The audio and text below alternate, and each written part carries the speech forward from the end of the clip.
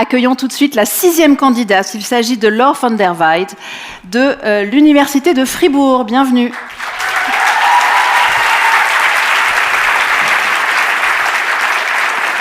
Bienvenue Laure, de la Faculté des Sciences et Médecine. Comment va Krolik ? Krolik va bien, Krolik utilise sa litière, Krolik ronge des câbles. Krolik, c'est mon lapin, pas mon mari, si jamais. Voilà.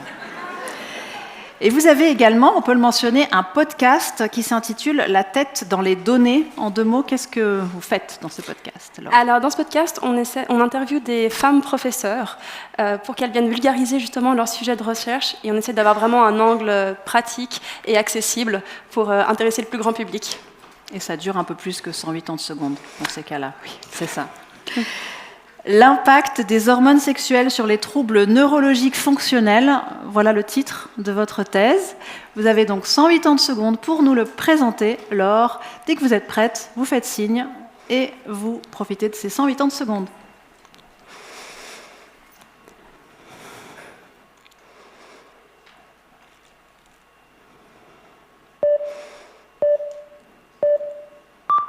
Ce soir, vous êtes Julie.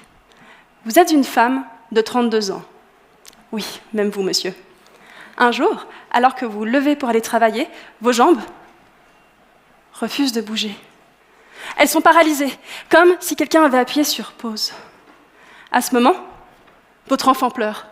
Le travail vous appelle, le facteur sonne à la porte, et votre bras se met à trembler. Qu'est-ce qui se passe ? Vous êtes transporté en ambulance, et là, tout s'accélère. Prise de sang, scanner, IRM, rien. Tout est normal.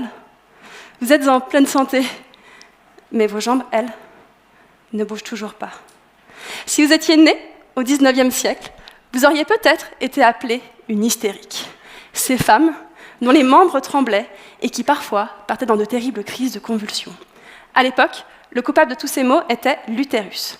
Celui-ci aurait eu tendance à se promener à travers le corps et provoquer toutes sortes de symptômes physiques.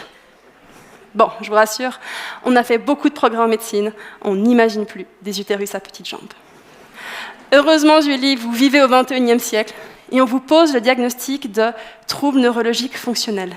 Et on sait que le coupable n'est pas l'utérus, mais votre cerveau. Mais alors, quel est le virus ou la lésion responsable ? Il n'y en a pas. Le cerveau est intact, mais il ne fonctionne plus correctement. Et on ne sait pas exactement pourquoi. Cette absence d'origine claire a entraîné le préjugé que les patients simulent ou exagèrent. De plus, cette maladie touche 3 fois plus les femmes que les hommes. Pourquoi ?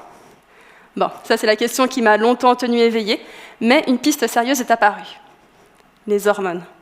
Celles-ci voyagent à travers le corps, atteignent notre cerveau et en modifient la chimie interne. Elles influencent notre perception du monde et même certaines maladies, comme la dépression ou l'épilepsie. Le but de ma thèse est de comprendre si les hormones influencent aussi les troubles neurologiques fonctionnels. Pour ça, j'ai interrogé Julie, Marine, Léa et encore une centaine d'autres patientes.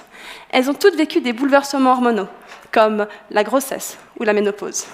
Et ce que j'ai observé, c'est que près de la moitié d'entre elles ont ressenti des changements dans leurs symptômes, le plus souvent une aggravation. Les paralysies de Julie empirent avant ses règles, puis se soulagent après. Mieux comprendre ces changements nous permettra de mieux expliquer pourquoi, parfois, son corps se met sur pause. La maladie de Julie est courante.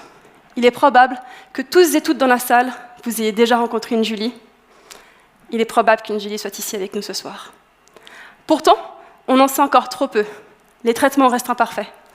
Avec ma thèse, j'espère lever un peu de mystère pour que demain, lorsque Julie se lèvera,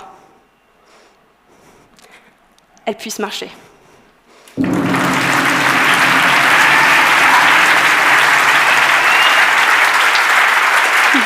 Merci à Laure van der Weijden.